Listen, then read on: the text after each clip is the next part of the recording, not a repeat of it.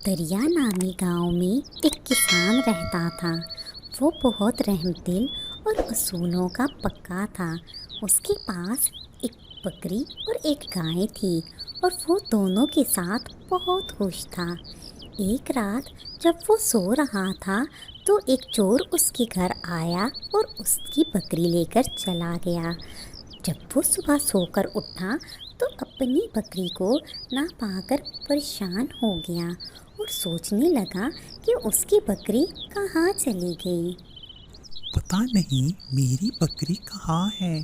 हो सकता है वो कहीं चली गई हो, लेकिन आज से पहले तक तो ऐसा कभी नहीं हुआ कि वो खुद से कहीं चली जाए।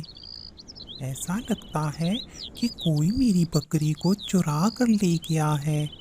अगर ऐसा है तो मुझे चोर को ढूंढना चाहिए और उसे सजा देनी चाहिए।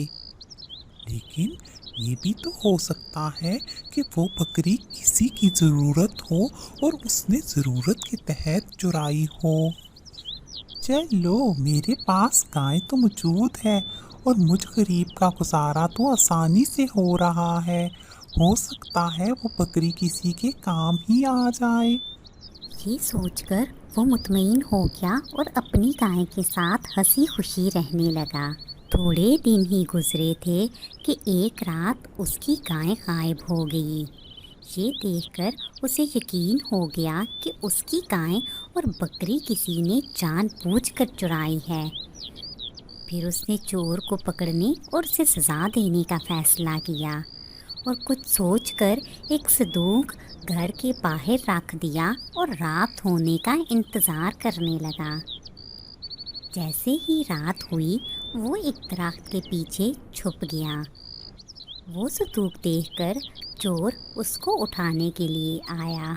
किसान दरख्त के पीछे से निकल आया और उसने उस शख्स को पकड़ लिया और उसे मारना शुरू कर दिया और फिर उसकी खूब पिटाई की। इस कहानी से हमें ये सबक मिलता है, ज़्यादा देर किसी के सब्र को नहीं आजमाना चाहिए। झांगा मांगा जंगल में एक बहुत सुंदर हिरन अपने एक बेटे राजू के साथ रहती थी। वो हिरन गर्भवती थी और हर रोज़ साथ वाले जंगल में घास चरने के लिए जाती और आते वक्त घास अपने बेटे राजू के लिए भी ले आती थी। एक दिन जब वो जंगल की तरफ जाने लगी तो राजू बोला, माँ, आज तुम्हारी तबीयत भी ठीक नहीं है। ऐसा करता हूँ, आज मैं घास ले आता हूँ।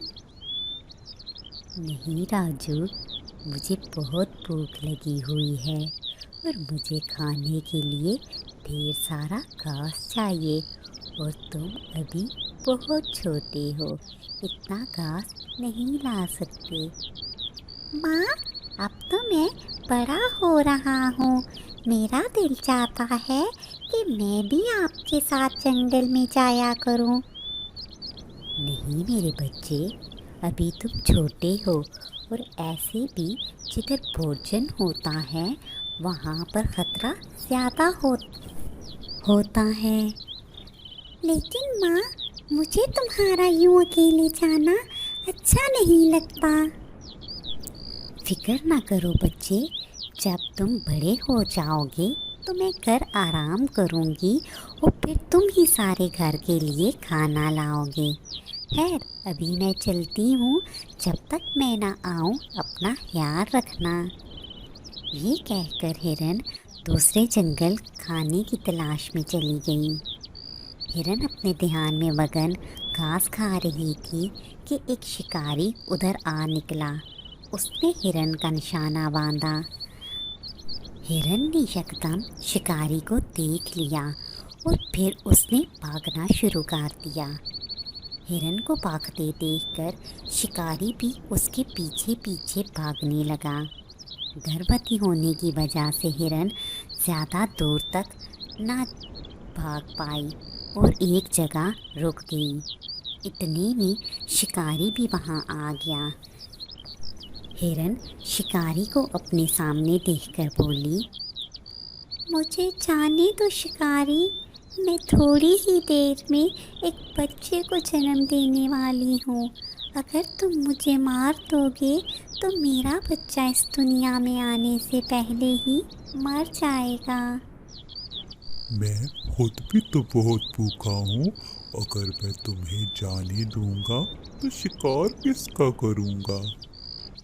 मैं तुमसे वादा करती हूँ कि मैं अपने बच्चे को जन्म देने के बाद उसे अपने बड़े भाई के हवाले करके खुद को तुम्हारे सुपुर्द कर दूँगी। इस तरह तुम मेरा शिकार कर लेना। शिकारी ने हिरन की बात मान ली और थोड़ी ही देर बाद हिरन ने एक छोटे से बच्चे को जन्म दिया। इस तरह हिरन शिकारी उस नन्हे बच्चे के साथ हिरन के घर की तरफ चल दिए। इधर राजू जो अपनी माँ का इंतज़ार कर रहा था, माँ को शिकारी के साथ देखकर परेशान हो गया। माँ, ये तो शिकारी है और ये हम सबको मार देगा। ये तुम्हारे साथ क्यों आया है? फिर हिरन ने अपने बेटे को सारी बात बताई और आखिर में बोली, मैं शिकारी के साथ जा रही हूँ। आज से इस नए बच्चे की जिम्मेदारी तुम्हारी है।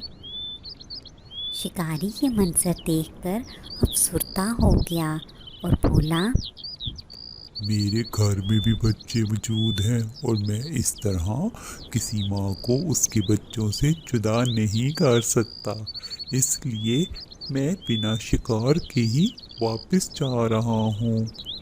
इस कहानी से हमें ये सबक मिलता है कि माँ की ममता के आगे पत्थर से पत्थर इंसान भी मोम हो जाता है।